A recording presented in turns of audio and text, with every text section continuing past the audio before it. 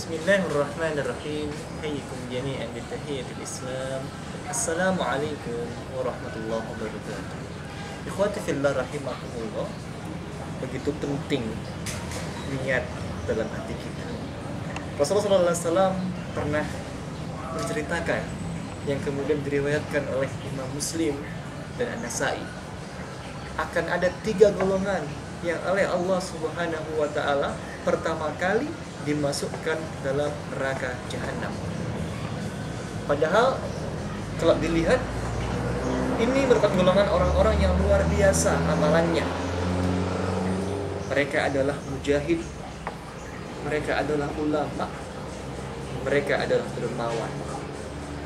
Lalu kenapa kemudian Allah Subhanahu wa taala menjebloskan ketiga golongan ini dalam neraka jahanam?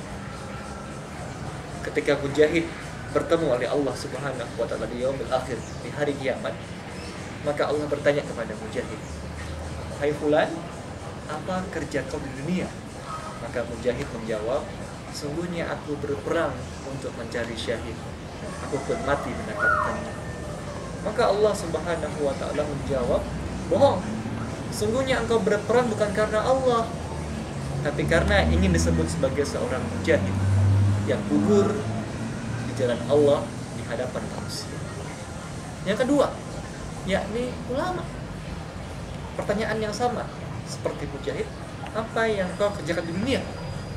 Kemudian ulama itu menjawab, "Sungguhnya aku mencari ilmu dan aku dakwahkan ilmu yang kudapatkan kepada manusia." Kemudian Allah Subhanahu wa taala menjawab, "Kau bohong. Sungguhnya engkau berdakwah bukan karena Allah Subhanahu wa taala, tapi karena ingin disebut sebagai seorang ulama." Maka sama, Allah pun menjebloskan ulama itu dalam neraka jahanam.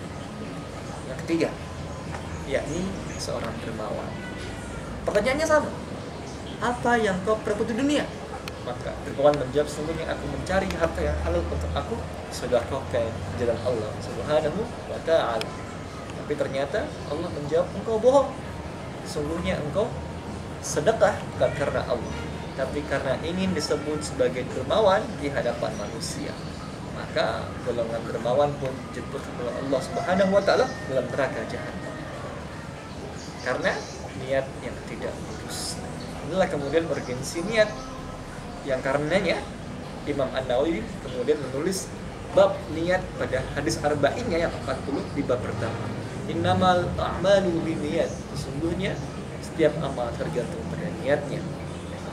Sebaliknya, amal yang kecil diniatkan tempat ibadah pada Allah Subhanahu wa taala itu bernilai pahala.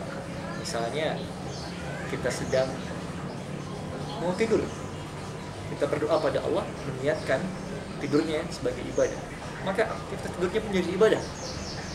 Atau ke kantor misalnya, dimulai dengan membaca basmalah untuk ibadah kepada Allah, maka aktivitas tidurnya menjadi ibadah pada Allah hanya karena niat ibadah kepada Allah. Itulah urgensi niat. Semoga Allah Subhanahu wa taala senantiasa merahmati kita. Wabillahi taufiq. Assalamualaikum warahmatullahi wabarakatuh.